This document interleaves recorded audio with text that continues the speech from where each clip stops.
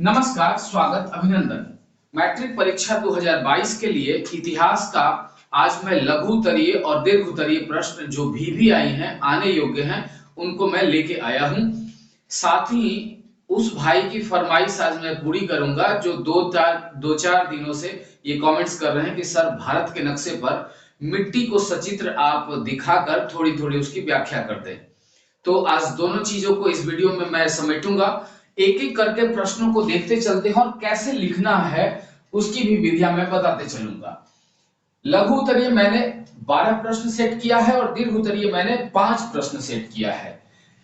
आने होंगे अगर परीक्षा में तो यही कहीं से आ जाएंगे। जैसा कि 8-9 सालों का मेरा हाई स्कूल में पढ़ाने का जो अनुभव है, उस आधार पर मैंने इन प्रश्नों को सेट किया है।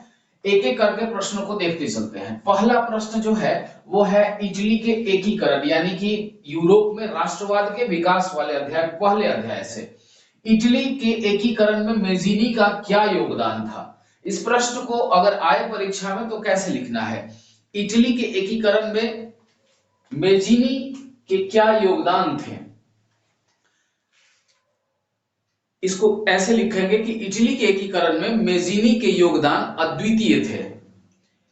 इटली के एकीकरण में मेजीनी एक ऐसा व्यक्ति था जो राष्ट्रवादी था, योग्य सेनापति था, साहित्यकार था और बेहद अच्छे नेतृत्वकर्ता के रूप में था।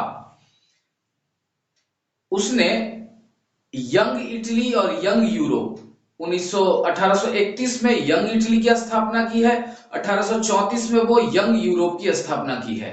इन दो संगठनों की स्थापना से वो इटली के एकीकरण के मार्ग को आगे बढ़ाना चाहता था। इन संगठनों में उसने यूथ यानी कि युवा वर्ग को ज्यादातर जोड़ा।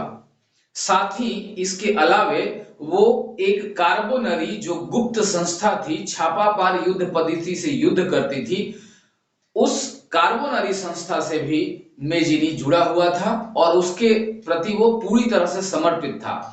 इटली के एकीकरण में राष्ट्रवाद के विकास में मेजीनी का महत्वपूर्ण स्थान है। इतना लिखेंगे आप, चूंकि लघु उत्तरीय प्रश्न है, 5, 6, 7, 8 लाइन हो गया, काम आपका निकल जाएगा। ठीक है, अब बढ़ते हैं दूसरे प्रश्न की ओर। दूसरा जो प्रश्न है वो है भारतीय राष्ट्रीय कांग्रेस से। भारतीय राष्ट्रीय कांग्रेस की स्थापना और उसके क्या उद्देश्य हैं। इतिहास में सबसे ज्यादा भारत में राष्ट्रवाद वाले अध्याय से क्वेश्चंस टच करते हैं, तो उसी से यह संबंधित प्रश्न है कि भारतीय राष्ट्रीय कांग्रेस की स्थापना और उसके क्या उद्देश्य थे। भारतीय राष्ट्रीय कांग्रेस की स्थापना कब हुई है, तो 28 दिसंबर 1885 को भारतीय राष्ट्रीय कांग्रेस की स्थापना उस समय हुई है। उस समय भारत का जो वायसराय था वो था लॉर्ड डफरिन एओ ह्यूम। इस व्यक्ति के द्वारा कांग्रेस पार्टी की स्थापना की गई। इसकी स्थापना मुंबई में हुई।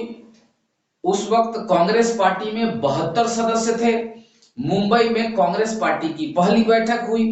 पहली बैठक के अध्यक्ष जो थे वो व्योमेश चंद्र बनर्जी थे, जिनका संबंध पश्चिम बंगाल से था।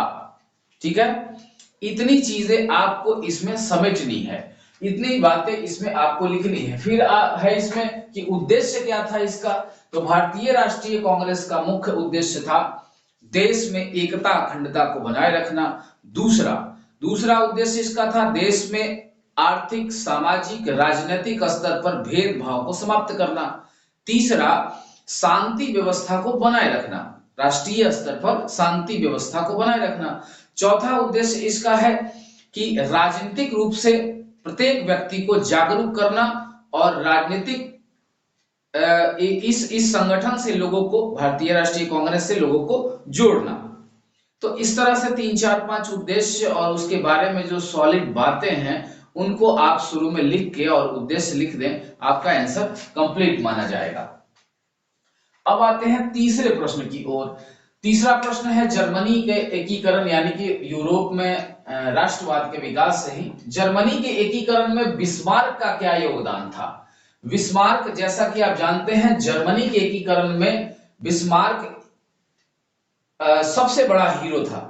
यानी कि लिखेंगे कि जर्मनी के एकीकरण में बिस्मार्क का योगदान अत्यंत अद्वितीय और अभूतपूर्व था।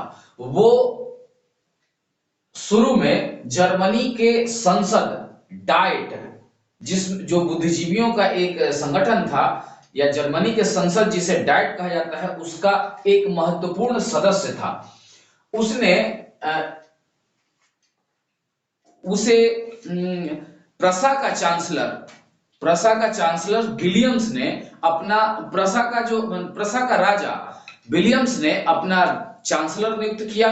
इसके बाद वो जर्मनी के एकीकरण के लिए लौह और रक्त नीति का अवलंबन किया।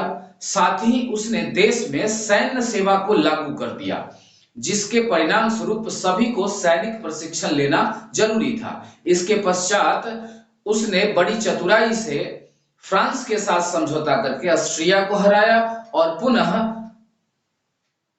पुनः देश को व्यवस्थित कर, संगठित कर और मजबूत करके फ्रांस को हराकर अपने खोए हुए प्रदेश को लेकर पूरे इटली का एकीकरण कर दिया। बस इतनी चीजें लिखनी है आपको। अब आते हैं चौथे नंबर प्रश्न की ओर। चौथा नंबर जो प्रश्न है वो बिहार से संबंधित है। देखिए ये प्रश्न कैसे करेगा, पूछ सकता है कि बिहार किसान आंदोलन, या पूछ सकता है कि चंपारण सत्याग्रह, या पूछ सकता है कि तिनकठिया व्यवस्था। तीनों प्रश्न अगर आए, पूछेगा कि बिहार किसान आंदोलन क्या था, पूछ सकता है कि बिहार चंपारण सत्याग्रह के बारे में लिखें, पूछ सकता है कि बिहार में तिनकठिया व्यवस्था या तिनकठिया व्यवस्था क्या होती है। ये तीनों प्रश्न का आंसर एक ही होगा। ठीक है, अब जरा समझिए कैसे इसको लिखना है। बिहार में किसान आंदोलन से हमारा तात्पर्य तिनकठिया व्यवस्था को समाप्त करने से है। बिहार में खास करके उत्तरी बिहार के इलाके में अंग्रेजों द्वारा, जिन्हें नीलहे कहे जाते थे, जो अंग्रेज नीलहे कहे जाते थे, ये नीलहे अंग्रेज किसानों से जबरदस्ती उनके खेतों में नील की खेती करने के लिए उनको मजबूर करते थे। उन्होंने एक व्यवस्था बना रखी थी जिन्हें तिनकठिया व्यवस्था कहते हैं, अर्थात 20 कट्ठा में, एक बीघा होता है 20 कट्ठा का, तो एक बीघे में 20 कट्ठा होता है और 20 कट्ठे में 3 कट्ठे पर 20 में 3, 20 बाई 3, यानी कि 20 कट्ठा, जो 20 कट्ठा इक्वल टू कितना, 1 बीघा होता है, 1 बीघा। ठीक है, तो 1 बीघा में 20 कट्ठा होता है। तो ये नीलहे जो गोरे थे ये कहते थे कि इस 20 कट्ठा में से 3 कट्ठा में तुमको नील की खेती करनी है, और जिस 3 कट्ठे में नील की खेती हो जाती है एक साल, उसमें अगले साल कोई भी फसल नहीं हो सकता था, वो अनुर्वरक हो जाता था, अनुपजाऊ हो जाता था। तो आपको लिखना कैसे है, फिर से समझिए। बिहार में किसान आंदोलन से हमारा तात्पर्य चंपारण सत्याग्रह या तिनकठिया व्यवस्था से है। ये व्यवस्था में बिहार, उत्तरी बिहार के, खास करके उत्तरी बिहार के इलाके में अंग्रेजों के द्वारा, जिन्हें नीलहे गोरे या नीलहा गोरा कहा जाता था, उनके द्वारा जबरदस्ती किसानों से ये मजबूर किया जाता था कि वो 20 कट्ठा में 3 कट्ठा पर नील की खेती करें। नील की खेती करने के पश्चात वो 3 कट्ठा अनुपजाऊ हो जाता था, जिसके कारण किसान वहां के त्रस्त थे और वो इस नील की खेती से छुटकारा चाहते थे। उसके बाद इतना लिखने के बाद आप आएंगे 1916 में 1916 में लखनऊ उत्तर प्रदेश की राजधानी है, लखनऊ। तो 1916 में लखनऊ में कांग्रेस का अधिवेशन हो रहा था, यानी कांग्रेस की मीटिंग हो रही थी, और उस मीटिंग में उत्तर बिहार के पश्चिमी चंपारण यानी कि चंपारण का एक किसान जिसका नाम राजकुमार शुक्ल था, वो सबका ध्यान उस मीटिंग में नील की खेती की ओर आकृष्ट किया और अपने क्षेत्र की जो नील की खेती की जो समस्या थी उसको लोगों के बीच रखा, पूरे सभा में उन्होंने रखा। और पर्सनली वो गांधी जी से मिले और उनसे आग्रह किया कि आप बिहार आए, चंपारण क्षेत्र में आए और जो नील की खेती करने से किसान तबाह हो रहे हैं उनको इस तबाही के दलदल से बाहर निकालें। गांधी जी ने उस बात को स्वीकारा और गांधी जी 1916 में वहां सम्मेलन हुआ है लखनऊ में, और 1917 में गांधी जी पहुंचते हैं कहां, पश्चिमी चंपारण, यानी कि चंपारण पहुंचकर वो अपना सत्याग्रह स्टार्ट करते हैं। भूख हड़ताल और इस तरह के मीटिंग्स और लोगों को जागरूक करना और लोगों को एकजुट करना और अंग्रेजों के खिलाफ आवाज उन्होंने उठाई। कुछ दिनों तक आंदोलन चला और आंदोलन का परिणाम ये हुआ कि नील की खेती सरकार को बंद करनी पड़ी और किसानों को नील की खेती से मुक्ति मिल गई। आपको मैं बता दूं कि बिहार का ये अगर नक्शा ऐसा है तो बिहार के नक्शे में चंपारण का क्षेत्र ये है चंपारण, जहां पर सबसे पहले महात्मा गांधी ने भारत में सबसे पहले महात्मा गांधी ने सत्याग्रह किया था। महात्मा गांधी ने अपने आंदोलन या सत्याग्रह की शुरुआत बिहार के इसी चंपारण वाले धरती से किया था। इससे पहले वो आंदोलन किए थे या सत्याग्रह किए थे तो वो कहां किए थे, दक्षिण अफ्रीका में किए थे। और 1915 यानी 1915 में वो भारत आए, 16 में लखनऊ में मीटिंग हुआ, कांग्रेस का बैठक हुआ, कांग्रेस की कार्य समिति की बैठक हुई और 17 में वो पहुंच गए कहां, यहाँ चंपारण, यहाँ पर नील के किसानों के लिए आंदोलन कर दिया। तो एक एक सिस्टम से आपको चीजों को लिखते जाना है, ठीक है। अब तीनों का आंसर एक ही होगा। अब इस जो चंपारण सत्याग्रह या तिनकठिया जो व्यवस्था है इसको समाप्त करने में महात्मा गांधी तो मेन थे ही, महात्मा गांधी ने तो बहुत बड़ा रोल अदा किया है। इसके अलावा जो अन्य नेता उसमें सम्मिलित होकर नीले किसानों के उद्धार के लिए काम किया या उस संगठन के साथ मिलकर काम किया, वो व्यक्ति थे आचार्य कृपलानी, गोरख प्रसाद, बृजकिशोर प्रसाद और एक और व्यक्ति थे जो आपके भारत के प्रथम राष्ट्रपति हुए डॉक्टर राजेंद्र प्रसाद। ये उस वक्त नौसिखुआ राजनीतिज्ञ थे, यानी कि नए नए राजनीतिक में प्रवेश कर रहे थे, इस तरह के आंदोलन में सम्मिलित होकर जनहित का काम कर रहे थे, देश के उद्धार के लिए कार्य करना प्रारंभ किया था इन्होंने। तो इन लोगों ने मिलकर गांधी जी के साथ उस आंदोलन में गांधी जी का उन्होंने भरपूर साथ दिया, ठीक है। तो इनका भी योगदान चंपारण सत्याग्रह या तिनकठिया व्यवस्था को समाप्त करने में होता है। अब आइए पांचवा नंबर प्रश्न। पांचवा नंबर प्रश्न है 1929 के आर्थिक संकटों को संक्षेप में बताइए। 1929 के आर्थिक संकट को संक्षेप में बताना है। एक्चुअली 1929-30 का जो वर्ष है उसमें पूरे विश्व में विश्वव्यापी आर्थिक मंदी आई है।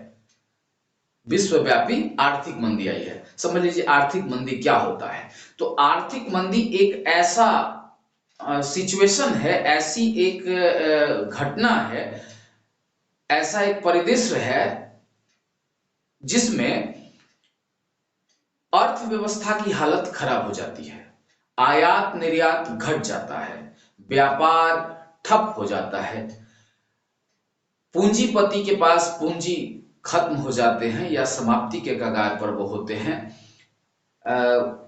किसानों को, मजदूरों को, व्यापारियों को बहुत ज्यादा घाटा लगता है या उनके इनकम का जो स्रोत होता है वो समाप्त हो जाता है। जस्ट लाइक आप अभी देखे होंगे अभी पिछले साल जो लॉकडाउन लगा था उसमें सबकी स्थिति खराब थी, किसान, मजदूर, उसके बाद व्यापारी, दुकानदार, पूरे देश की, पूरे विश्व की अर्थव्यवस्था लगभग डगमगा सी गई थी। तो इसका और ज्यादा बृहद रूप जो था वो होता है आर्थिक मंदी। तो इसी के बारे में यहां पूछ रहा है 1929 के आर्थिक संकटों का संक्षेप में बताएं।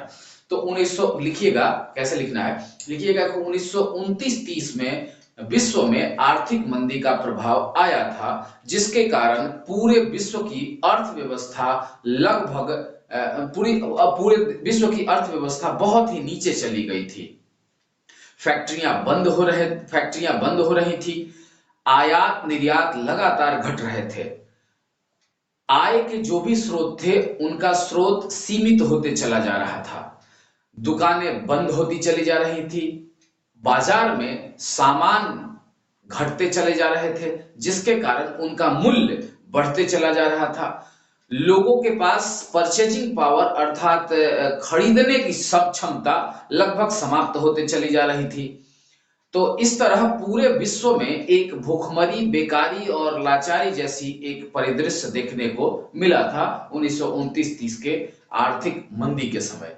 तो आर्थिक संकट में यही सारा कुछ आपको संक्षेप में जो हमने बताया ये बस आप लिखिएगा। इसके अलावे भी किताबों को आप पढ़िएगा या पुराने हमारे वीडियो देखिएगा, उसमें और हमने विस्तृत उसके बारे में बताया है, तो कुछ और आप इसमें उसको देखने के बाद जोड़ पाएंगे। तो इस सब टॉपिक्स को पहले के वीडियो में बताया जा चुका है। श्रीनिवास कुमार लिखिएगा, SHREENIWASHKUMAR कुमार, और उसके बाद आप YouTube पर इसको लिख के सर्च कीजिएगा। आपको प्लेलिस्ट में जाइएगा, प्लेलिस्ट में इतिहास, भूगोल, नागरिक अर्थशास्त्र 10th क्लास का चारों पांचों विषय पढ़ाया हुआ है, और उसमें से इतिहास में जाइएगा और इतिहास में जाके ये देखिएगा। इतिहास का ऑब्जेक्टिव क्वेश्चन का वीडियो 2 गो डल चुका है, 50 क्वेश्चन हमने डाल दिए हैं इस साल के लिए। अब ये लघु उत्तरीय और दीर्घ उत्तरीय मैं डाल रहा हूं। चलिए आगे के क्वेश्चन को देखते हैं। छठा नंबर जो क्वेश्चन है वो बहुत ही महत्वपूर्ण है। नापाम नाम है, नापाम और एजेंट ऑरेंज, ये क्या था? ये क्वेश्चन जो संबंधित है वो संबंधित है हिंद चीन में राष्ट्रवाद का विकास, उस अध्याय से। और उस अध्याय में आप उस अध्याय को खोलने के बाद 3-4 पन्ना आगे जाइएगा तो एक पीला कलर में इसको दिया हुआ है। बच्चों को लगता है कि ये बेकार चीज है, जो किताबों में लिखा हुआ है वही मेन है, ये बेकार चीज है।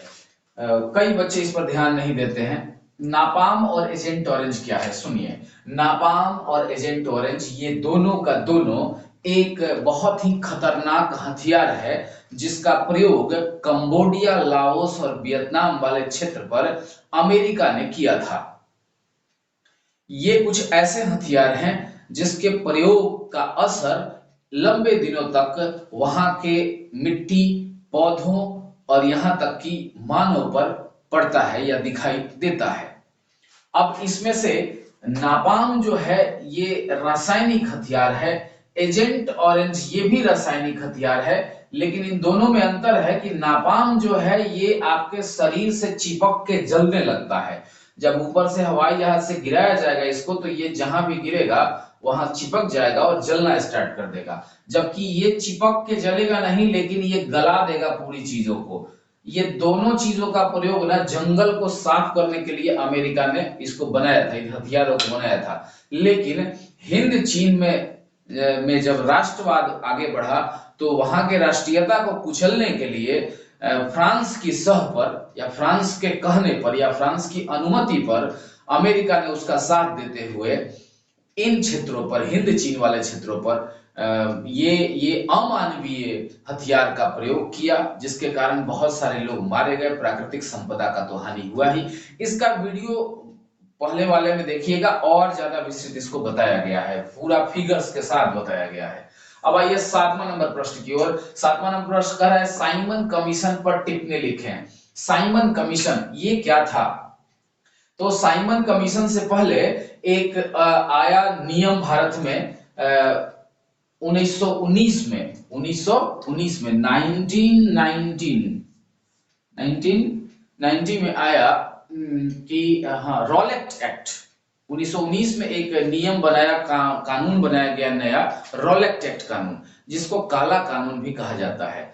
इस कानून के तहत अंग्रेजों ने ये देखा कि पूरे भारत में क्रांतिकारी लोग बढ़ते चले जा रहे हैं, आंदोलन अंग्रेज के खिलाफ बढ़ते चले जा रहे हैं। उन आंदोलनों को कुचलने के लिए और क्रांतिकारियों को कड़ी से कड़ी सजा देने के लिए ये 1919 में रॉलेट एक्ट कानून आया, और इस कानून के तहत ये नियम बनाया अंग्रेजों ने कि किसी भी व्यक्ति को शक के आधार पर पकड़ा जा सकता है।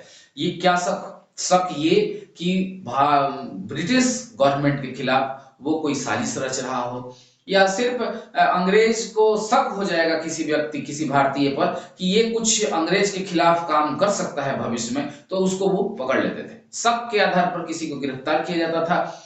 अब उसके बाद, गिरफ्तारी के बाद, ना ही उसके लिए आप कोई वकील कर सकते थे, ना ही कोई दलील दे सकते थे, और ना ही कोर्ट में कोई अपील कर सकते थे। तो नो अपील, नो वकील, नो दलील। कोई वकील नहीं, कोई दलील नहीं, कोई अपील नहीं। इतना सख्त कानून था, इसलिए महात्मा गांधी ने इसको काला कानून कहा। पूरे देश में इसके लिए लड़ाइयां लड़ी गई, परंतु कुछ फायदा नहीं हुआ। सरकार ये कह के चुप हो गई कि 10 साल बाद इस कानून की समीक्षा मैं करूंगा कि ये कानून को रखा जाए या इसको समाप्त किया जाए। उसी से संबंधित ये साइमन कमीशन, अब जरा देखिए, 10 साल बाद, 1919 में बना है, तो 10 साल बाद कितना हो जाएगा? 1929 होगा। तो 1929 के बाद पूरे देश के लोगों के बीच ये असंतोष फैलने लगा कि भाई अभी तक ये कानून खत्म नहीं किया, 10 साल बीत चुका है। तो देखिएगा कि उसी के बीच 1929 तक इसको खत्म कर देना चाहिए था, या सरकार को इस पर कुछ एक्शन लेना चाहिए था, लेकिन सरकार ने नहीं लिया। तो 1930 में एक क्रांति होती है भारत में, उसका नाम है सविनय अवज्ञा आंदोलन।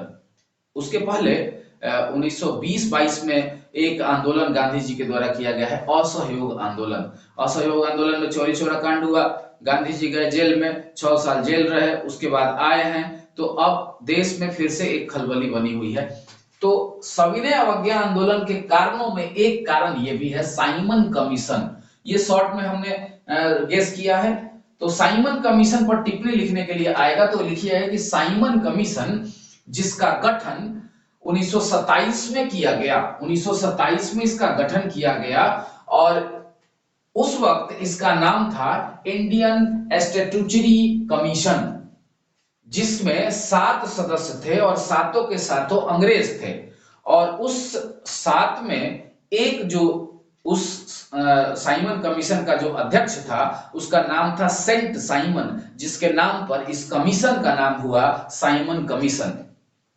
अब 1927 में गठन हुआ, गठन इसका हुआ इंग्लैंड में, और वहां से ये सातों सदस्य देश के लिए नया कानून बनाने के लिए, या कुछ परिवर्तन पिछले कानूनों में करने के लिए, या यहाँ की व्यवस्था को सुधारने के लिए जो कानून और होने चाहिए, या जो कानून पहले से बने हुए उसमें से कौन समाप्त करने योग्य हैं, इस सब पर विचार करने के लिए ये 7 सदस्यीय टीम, जिसको साइमन कमीशन कहा जाता है, ये भारत 1928 में आए। जैसे ही साइमन कमीशन के 7 सदस्य मुंबई बंदरगाह पर उतरे, वैसे ही पूरे देश के या उस पूरे इलाके के जो भी नेता थे कांग्रेस के, उन सबों ने साइमन कमीशन का विरोध किया। साइमन गो बैक के नारे लगाए, यानी साइमन वापस जाओ, साइमन वापस जाओ, इस तरह के नारे लगे, काले झंडे दिखाए गए। और तो इस कमीशन का स्वागत इस काले झंडों से और साइमन गो बैक के नारों से हुआ। खैर, इसका असर, ये इसका प्रभाव ये आपको जानना है कि इसका कुछ खास प्रभाव हुआ नहीं। मतलब उन लोगों का तो कुछ बिगड़ेगा नहीं, वो तो साथ में है भाई, और आगे पीछे गार्ड लगा हुआ है, उसके फोर्स है, पुलिस फोर्स है, उनको तो कुछ होगा नहीं। लेकिन लोगों ने नारे लगाए साइमन गो बैक के।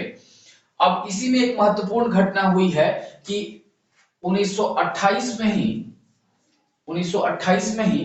3 फरवरी या 3 जनवरी 1928 को ये साइमन कमीशन आया है। और उस वक्त पूरे देश में साइमन को भगाने के लिए, साइमन को हटाने के लिए, या साइमन कमीशन के विरोध में नारे लगाए गए। देखो, विरोध का मेन कारण यह था कि साइमन कमीशन के 7 सदस्य में से एक भी सदस्य भारतीय नहीं था। आपके लिए नियम बनना है और आपके कोई सदस्य नहीं है, मतलब आपके लिए, आपके घर के लिए कोई नियम बनना है और आपके उसमें कोई सदस्य नहीं है, आपके घर के कोई सदस्य नहीं है, तो आप उस नियम को मानेंगे? नहीं मानेंगे ना। आपका भी मत जानने का या आपको अपना मत देने का अधिकार होना चाहिए। तो 7 को देश के, भारत के लिए कानून बनना है, और 7 सदस्यीय साइमन कमीशन टीम है, उसमें से सातों का सातवां अंग्रेज है, एक भी भारतीय नहीं है। तो ये अपने आप में ठीक बात नहीं था, इस कारण पूरे भारतवासी उसका विरोध कर रहे थे। अब इसमें एक घटना महत्वपूर्ण हुई है कि पाकिस्तान, अभी अब पाकिस्तान में है, पहले अपने देश में था। लाहौर, लाहौर का नाम सुना होगा। लाहौर अब पाकिस्तान में चला गया है, पहले भारत का अंग था। तो लाहौर में लाला लाजपत राय, नाम सुना होगा आपने, गैरिबाल्डी की जीवनी लिखे थे वो लाला लाजपत राय। तो लाला लाजपत राय साइमन कमीशन का विरोध कर रहे थे। अंग्रेज अधिकारी ने उनको इतनी लाठियां मारी कि कुछ महीनों के बाद उनकी मृत्यु हो गई। तो वो बेड पकड़ चुके थे और उसके बाद उनकी मृत्यु हो गई। तो एक बड़े नेता को हमने खोया था 1928 में। तो फिर से एक बार बता रहा हूं, साइमन कमीशन, यह इसका गठन भारत के नियम कानून को बदलने और उसको सुधारने के लिए किया गया। इसके गठन में या साइमन कमीशन में 7 सदस्य थे और सातों के सातों अंग्रेज थे, जिसका विरोध पूरे भारतीय कर रहे थे। इसका गठन 1927 में हुआ और इन सातों सदस्यों का आगमन जब 1928 में हुआ तो भारत में काले झंडे दिखाए गए, विरोध किया गया, साइमन गो बैक के नारे लगाए गए। साइमन कमीशन का एक और नाम है इंडियन स्टैट्यूटरी कमीशन, और इसका अध्यक्ष जो था वो था सेंट साइमन, जिसके नाम पर साइमन कमीशन नाम दिया गया। तो ये पूरी बातें आपको सजा के लिख देनी है, ठीक है। अब आइए अगले प्रश्न की ओर। 8वां नंबर प्रश्न कह रहा है कि गैरिबाल्डी के कार्यों को बताएं। गैरिबाल्डी, ये सबसे पहले तो बच्चे लिखते हैं पहला लाइन की, गैरिबाल्डी पेशे से नाविक था। भाई बात सही है, गैरिबाल्डी पेशे से नाविक था। इटली के एकीकरण में गैरिबाल्डी का महत्वपूर्ण योगदान है। ये पेशे से नाविक था और इसने इटली के एकीकरण के लिए जहां तक हो सका इसने प्रयास किया। ये नाविक था और अपने नाव के लोगों को ही इकट्ठा करके और अन्य छोटे छोटे किसानों को इकट्ठा करके इसने एक सेना बनाई, एक संगठन बनाया, और जिसका नाम था लाल कुर्ती। और इस संगठन में लगभग 1000 लोग ऐसे थे जो सेना का प्रशिक्षण ले चुके थे, मतलब सिपाही टाइप के। इन्होंने एक टीम बनाई और उस 1000 सेना के बल पे इसने इटली का मैप देखिएगा अगर यूरोप महादेश में, तो वो भूमध्य सागर में इस तरह यूं लटका हुआ है। इधर भूमध्य सागर का पानी है, तो ये प्रायद्वीपीय थोड़ा सा संरचना है। तो यहीं पर एक द्वीप है सिसिली और नेपल्स, छोटा छोटा द्वीप है। तो सिसिली और नेपल्स, इन दो क्षेत्रों पर गैरिबाल्डी ने अधिकार कर लिया। यहाँ पर वुर्वो वंश का शासन था। वुर्वो वंश का संबंध है मुख्यतः फ्रांस से, तो वुर्वो वंश का शासन था और इन क्षेत्रों पर उसने अधिकार कर लिया। और आगे वो प्लान बनाने लगा कि मैं आगे इटली के इन क्षेत्रों को भी जीतूंगा जिस पर पोप का अधिकार है। परंतु काउंट काउर के कहने पर वो रुक गया, वो अधिकार, और पूरे जीते हुए क्षेत्र को उसने काउंट काउर को सौंप कर या विलियम को सौंप कर या काउंट काउर को सौंप कर, और वो एक साधारण सा जीवन व्यतीत करने लगा।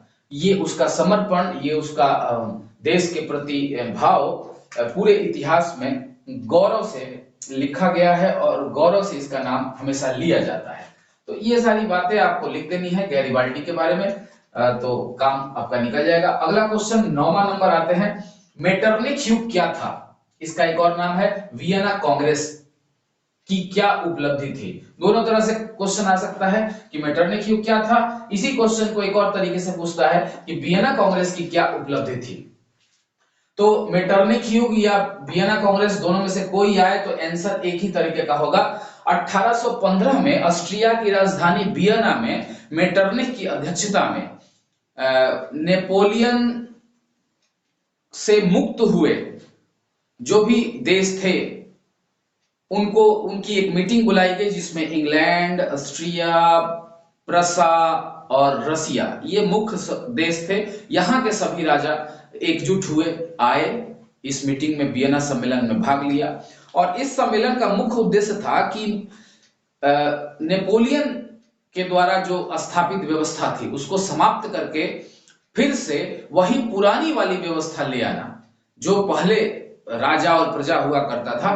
क्योंकि आप विस्तृत वीडियो देखिएगा तो सब चीजें समझ में आएंगी, पूरी विस्तृत बात आपको समझ में आएगी। क्योंकि इतिहास कोई एक जगह से पकड़ के आप नहीं डाल सकते हैं, हर जगह को कनेक्ट करना होता है, जोड़ना होता है। तो चूंकि मेटरनिक युग, तो इसी युग को हम मेटरनिक युग कहते हैं। ये वियना में जो 1815 में सम्मेलन हुआ 3-4 देशों का, इस सम्मेलन में उद्देश्य इसका था कि पुरानी व्यवस्था को समाप्त करके नई व्यवस्था को ले आना, या नेपोलियन के द्वारा जो स्थापित व्यवस्था थी उसको समाप्त करके पुरानी जो व्यवस्था थी राजा और प्रजा की, उस व्यवस्था को लाना। तो इसी कारण इस व्यवस्था को हम मेटरनिक युग कहते हैं। अब इसमें और क्या आगे हुआ है कि मेटरनिख ने अलग अलग क्षेत्रों को अलग अलग, कुछ को बुरो वंश को दे दिया, कुछ को जर्मनी के कुछ प्रसा वगैरह क्षेत्र को दे दिया, तो सारे क्षेत्रों को बांट के सब जगह का राजा वो नियुक्त किया है। तो इसके विस्तृत वीडियो में देखिएगा, 4 चीजें सारी समझ में आ जाएंगी। 10 नंबर प्रश्न की ओर बढ़ते हैं। जलियांवाला बाग हत्याकांड क्या था? तो 13 अप्रैल 1919 को जलियांवाला बाग हत्याकांड हुआ था पंजाब में। किसके कारण? तो रॉलेट एक्ट के विरोध, और रॉलेट एक्ट के विरोध में पूरे देश में हड़ताल हो रहा था। उसी में पंजाब के 2 नेता था, और वो कांग्रेस के स्वागत समिति का सदस्य था, सत्यपाल और किचलू। इन दोनों को अंग्रेजों ने गिरफ्तार कर लिया। तो इनको किस तरह से छुड़ाया जाए, इसकी प्लानिंग करने के लिए या रणनीति बनाने के लिए लोग जलियांवाला बाग में एकत्र हुए थे। वहां पर गुप्त सूचना के बल पे, गुप्त सूचना के कारण वहां जनरल डायर पहुंचा अपनी पूरी सेना के साथ, बंदूक लश्कर, लावा लश्कर लेकर, और बिना कुछ बोले, बिना कुछ अलर्ट किए लोगों को गोलियां चलाई। 1000 लोग मारे गए और लगभग 500-700 से ऊपर लोग घायल हुए। ये बहुत नृशंस एक हत्या थी, ये जघन्य हत्या थी। तो इस कारण, अब इस जलियांवाला बाग की हत्याकांड के कारण महात्मा गांधी ने अपनी उपाधियां लौटा दी। कैसरे हिंद की उपाधि लौटा दी। उसके बाद रविन्द्रनाथ टैगोर ने अपने नाइट की उपाधि लौटा दी। तो ये जलियांवाला बाग हत्याकांड विस्तृत वीडियो में देखिए, बहुत और चीजें समझ में आएंगी आपको। 11 नंबर प्रश्न है, अक्टूबर क्रांति क्या था या बोल्शेविक क्रांति? देखिए, अक्टूबर क्रांति कहिए या बोल्शेविक क्रांति कहिए, बात एक ही है। 7 नवंबर 1917 को पेट्रोग्राद रूस में है, और वहां पर केरेंस्की एक उस समय रूस का हेड था, वो रूस की प्रशासनिक व्यवस्था को दे रहा था। तो केरेंस्की की शासन को हटाने के लिए लेनिन के नेतृत्व में बोल्शेविक की क्रांति हुई है, और वो क्रांति अक्टूबर में, रूसी कैलेंडर के अनुसार अक्टूबर में हुई है, और सामान्य जो कैलेंडर है उस अनुसार वो नवंबर में हुई है। तो अक्टूबर में हुई रूसी कैलेंडर के अनुसार, इस कारण उसका नाम अक्टूबर की क्रांति दिया जाता है। तो बात दोनों में एक ही है, बोल्शेविक कहिए या अक्टूबर क्रांति कहिए। विस्तृत वाला वीडियो देखिए, चीजें सब स्पष्ट हो जाएंगी। 12 नंबर क्वेश्चन है, वर्नाक्युलर प्रेस एक्ट क्या था? तो 1818 में लॉर्ड लीटन के द्वारा एक प्रेस एक्ट लाया गया, जिसको कहते हैं वर्नाक्युलर प्रेस एक्ट। इस प्रेस एक्ट के तहत प्रेस पर पाबंदी लगाई गई, और उनको सरकार के खिलाफ कुछ भी नहीं छापने की हिदायत दी गई। अगर वो सरकार के खिलाफ कुछ छापते हैं तो उनके अखबार यानी कि उनके प्रेस को बंद कर दिया जाएगा। तो वर्नाक्युलर प्रेस एक्ट, ये प्रेस से संबंधित एक कानून है। अब दीर्घ उत्तरीय प्रश्न जो है, उसमें पहला प्रश्न है कि भारत में राष्ट्रवाद के उदय से संबंधित कारणों की व्याख्या करें। राष्ट्रवाद के उदय से संबंधित बहुत सारे कारण हमने बताए हैं। आर्थिक कारण है, सामाजिक कारण है, राजनीतिक कारण है, धार्मिक कारण है। तो अलग अलग कारणों को लिख कर आपको सबकी व्याख्या करनी पड़ेगी। दूसरा नंबर प्रश्न है, भारतीय राष्ट्रीय आंदोलन में महात्मा गांधी का योगदान बताइए। तो शुरू इस प्रश्न के आंसर में आप महात्मा गांधी का थोड़ा सा जीवनी लिखेंगे। उसके बाद महात्मा गांधी जैसे ही भारत आते हैं उसके बाद को लिखेंगे कि भारत वो कब आए, और आने से पहले उन्होंने दक्षिण अफ्रीका में क्या क्या किया है वो बात लिखिएगा। और उसके बाद महात्मा गांधी का योगदान निम्नलिखित है। तो एक एक करके उनका आंदोलन, उनका चंपारण आंदोलन, खेड़ा आंदोलन, सविनय अवज्ञा आंदोलन, उससे पहले असहयोग आंदोलन, तो इन सारे आंदोलनों या सारे सत्याग्रहों के बारे में आप डिटेल में लिखते चले जाएंगे। तो उसके बाद देश की आजादी के वक्त क्या क्या हुआ, दंगा वगैरह हुआ, उसमें उन्होंने किस तरह शांति व्यवस्था स्थापित की, ये सारी बातें आपको भारतीय राष्ट्रीय आंदोलन में महात्मा गांधी के योगदान की व्याख्या में लिखनी पड़ेगी। ठीक है, विस्तृत आंसर है इसका। और बड़ा सजा के ढंग से लिखने वाले को ही फुल में फुल नंबर मिलता है। अब आइए तीसरा नंबर प्रश्न, भारतीय राष्ट्रीय आंदोलन में प्रेस की क्या भूमिका है? भारतीय राष्ट्रीय आंदोलन में प्रेस की भूमिका, प्रेस के बारे में सामान्य परिचय दीजिएगा, उसके बाद लिखिएगा प्रेस की निम्नलिखित भूमिका है। तो प्रेस भारतीय राष्ट्रीय आंदोलन में क्या क्या कर रहा है, इसके बारे में डिटेल वाला वीडियो देखिए। लास्ट वाले अध्याय से जुड़ा हुआ ये प्रश्न है और बड़ा रोचक प्रश्न है, बहुत बेहतरीन प्रश्न है और कई साल आया भी हुआ है, तो इसके आने की संभावना हमको दिख रही है ज्यादा। तो भारतीय राष्ट्रीय आंदोलन में प्रेस की भूमिका क्या है? तो भाई एक एक करके पॉइंट्स को पहले डालिएगा कि भारतीय राष्ट्रीय आंदोलन में प्रेस की निम्नलिखित भूमिका है। पहली भूमिका, राष्ट्रीयता को जगाने में। दूसरी भूमिका, लोगों को राजनीतिक तौर पर जागरूक करने में। तीसरी भूमिका, अंग्रेजों के कमियों को लोगों तक ले जाने में। चौथी भूमिका, क्रांति की व्यवस्था या क्रांति से संबंधित जानकारी को पूरे भारत और पूरे विश्व तक ले जाने में। उसके बाद अंग्रेजों की कूटनीति, रणनीति, आर्थिक और सामाजिक सब तरह की जो कूटनीतियां थी उसको उजागर करने में। तो इस तरह से 4-5 पॉइंट्स बनाइएगा, सबका 5-5 लाइन 6-6 लाइन में व्याख्या करते जाइएगा। लास्ट में एक मूल्यांकन लिखिएगा कि इस तरह हम पाते हैं कि भारतीय राष्ट्रीय आंदोलन में प्रेस की महत्वपूर्ण भूमिका है और प्रेस ने भारतीय राष्ट्रीय आंदोलन में एक महती भूमिका निभाते हुए भारत की आजादी में महत्वपूर्ण योगदान दिया है। तो इन सारी बातों को लिख के आप अपना आंसर खत्म कीजिएगा। चौथा नंबर क्वेश्चन कर है, जर्मनी के एकीकरण में बिस्मार्क के योगदान की व्याख्या कीजिए। विस्तृत वाला वीडियो देखिएगा, सारा बात क्लियर हो जाएगा। भूमंडलीकरण का भारतीय आम जीवन पर क्या प्रभाव पड़ा है? भूमंडलीकरण कहते हैं जब पूरे विश्व की अर्थव्यवस्था एक गांव के मार्केट की तरह हो जाती है। पूरा विश्व का अर्थव्यवस्था एक दूसरे से जुड़ जाता है, सभी का आयात सभी से और सभी का निर्यात सभी में होता है। इस व्यवस्था को भूमंडलीकरण कहते हैं। आज के समय में आप भूमंडलीकरण के युग में जी रहे हैं, जब आपके हाथ में पूरी दुनिया है, एक मोबाइल में पूरी दुनिया है, जो चाहे इंफॉर्मेशन लीजिए, जो चाहे चीज मंगवाइए, विश्व का हर सामान आपके यहाँ मिल रहा है और आपके देश का सामान विश्व के हर एक कोने में मिल रहा है। तो ये व्यवस्था भूमंडलीकरण कहलाता है। तो इसका जीवन पर क्या प्रभाव पड़ा है? 1991 में देश में भूमंडलीकरण आया है, उसके बारे में अर्थशास्त्र में भी पढ़ना है, डिटेल मैंने उसमें भी वीडियो डाला है और इतिहास में भी मैंने डिटेल बताया है। उस डिटेल वाले वीडियो को देखिएगा, सारी चीजें स्पष्ट हो जाएंगी। तो आज इतना प्रश्न हमारा लघु उत्तरीय और दीर्घ उत्तरीय का है, मैंने आगे बता दिया। अब मैं भारत की मिट्टी के बारे में आपको बता रहा हूं। एक भाई 3-4 दिनों से पूछ रहे थे कि भारत की मिट्टी को जरा सा मैप के माध्यम से बता दीजिए। तो देख लीजिए, आप आपकी फरमाइश पूरी ही कर देते हैं हम। ये पहली जो मिट्टी है जिसको आप ऊपर में देख रहे हैं, ये पर्वतीय मिट्टी है और ये अनुपजाऊ मिट्टी है। इसमें ज्यादातर उपजाऊपन नहीं होता है और ये जंगली पौधों के लिए बहुत उपयुक्त मिट्टी होता है। ये बहुत ज्यादा उपजाऊ मिट्टी नहीं है। आप देख रहे हैं जम्मू कश्मीर, हिमाचल प्रदेश, उत्तराखंड, सिक्किम और अरुणाचल प्रदेश के कुछ क्षेत्रों में ये मिट्टी पाई जाती है, पर्वतीय मिट्टी। अगला है जलोढ़ मिट्टी। ये भारत की सबसे उपजाऊ और सबसे बड़े क्षेत्रफल में पाई जाने वाली मिट्टी है और जितना भी उजला व्हाइट क्षेत्र देख रहे हैं वहां सब जगह जलोढ़ मिट्टी उपलब्ध है।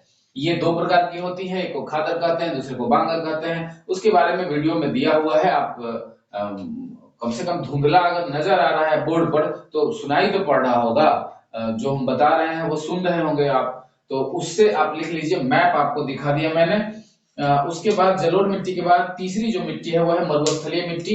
ये राजस्थान के पश्चिमी भाग में ज्यादातर पाई जाती है और ये मिट्टी अनुपजाऊ है, लेकिन पानी मिलने के बाद इसमें खेती किया जा सकता है।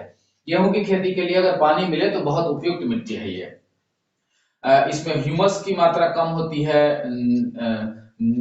इसमें जो जल है, जल वाष्प है, या यूं कहें कि नमी की मात्रा बहुत ही कम होती है। तो यूं तो ये मिट्टी बहुत अनुपजाऊ है और अस्थायी नहीं रहती है। अपर्दन की क्रिया इसमें, पवन अपर्दन इसमें बहुत तेज होता है, हवा के माध्यम से इधर उधर जाते आते रहती है। लेकिन पानी मिलने के बाद और इसमें पट्टिका कृषि करने के बाद आपको इससे उपज आप ले सकते हैं।